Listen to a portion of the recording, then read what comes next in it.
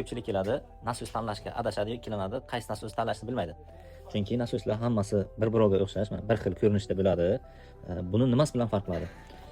Masalan, ana bu nasos bu yo'q ochiq, bu shumi salgina balandroq. Bu nasosni bu yo'q yopiq, shumi pastroq.